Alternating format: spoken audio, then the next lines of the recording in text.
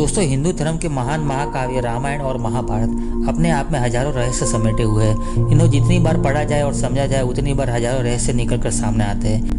दोस्तों, हम हमारे वीडियो में इन्हीं रहस्यों से पर्दा उठाते हैं और आपको धर्म से जुड़ी जानकारी से अवगत कराते हैं। अतः दोस्तों, आप वीडियो पर नए हो तो वीडियो को लाइक और चैनल को सब्सक्राइब जरूर करें ताकि हम और आप अपनी आने वाली पीढ़ी को सनातन धर्म से अवगत कराते रहें। चलिए दोस्तों, कहानी शुरू करते हैं। दोस्तों, क्या आप जानते हैं कि रामायण में जो राम सेतु था अर्थात सेतु पुल था, उसको बनाने में कितना समय और कितने समय तक वो पूर्ण किया?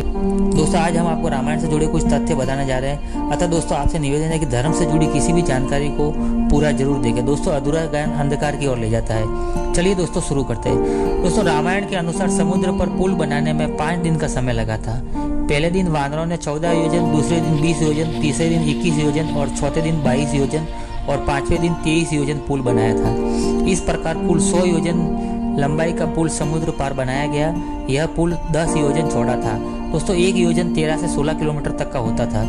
सभी जानते हैं कि लक्ष्मण द्वारा शूर्पणखा के नाक काटे जाने से क्रोधित होकर ही रावण ने सीता का हरण किया, लेकिन शूर्पणखा ने रावण का सर्वनाश होने का श्राप दिया था और उसी के चलते शूर्पणखा जानबूझकर लक्ष्मण और राम से दुश्मनी पालती है और रावण को सीता माता के बारे में काफी उसके रूप की चर्चा करके उसको उत्साहित करती है और वो आखिर में रावण की मृत्यु का कारण बनती है।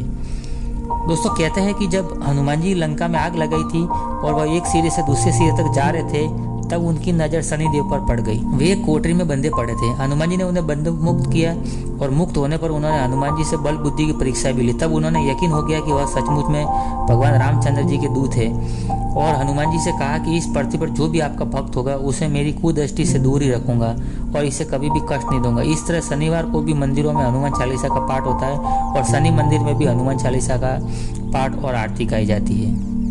दोस्तों, रावण जिन सीता माता का हरण करके ले गया था वे सीता माता का प्रतिबिंब थी और लौटने पर श्री राम ने यह पुष्टि करने के लिए कि रावण द्वारा उस प्रतिबिंब को बदल तो नहीं दिया गया, सीता माता को फिर से अग्नि में प्रवेश करने को कहा और अग्नि के घेरे में पहले से सुरक्षित जो सीता माता ध्यान मुद्रा में थी वह अपने प्रतिबिंब का सहयोग पाकर ध्यान से बाहर आ गई और भगवान श्री राम से मिली।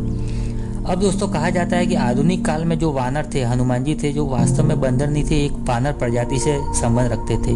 दोस्तों, कहा जाता है कि कपि नाम की एक वानर जाति थी। हनुमान उसी जाति के ब्राह्मण थे। शोधकर्ताओं के अनुसार भारतवर्ष में आज से 9 से 10 लाख वर्ष पूर्व बंदरों की एक ऐसी विलक्षण जाति विद्यमान थी जो आज से लगभग 15,000 वर्ष पूर्व विलुप्त होने लगी थी और रामायण काल के बाद लगभग विलुप्त ही हो गई थी।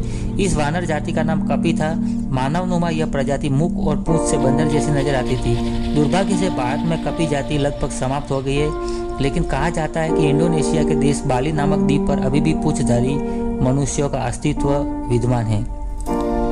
अब दोस्तों, विश्व भर में रामायण का वाचन करने वाले पहले वाचक कोई और नहीं बल्कि स्वयं भगवान श्री राम के पुत्र लव और कुश थे, जिन्होंने राम कथा अपने पिता श्री राम के आगे गाई थी। राम कथा पूरी करने के बाद लव कुश ने कहा था, हे पितु भाग्य हमारे जागे, राम कथा कही श्री राम के आगे।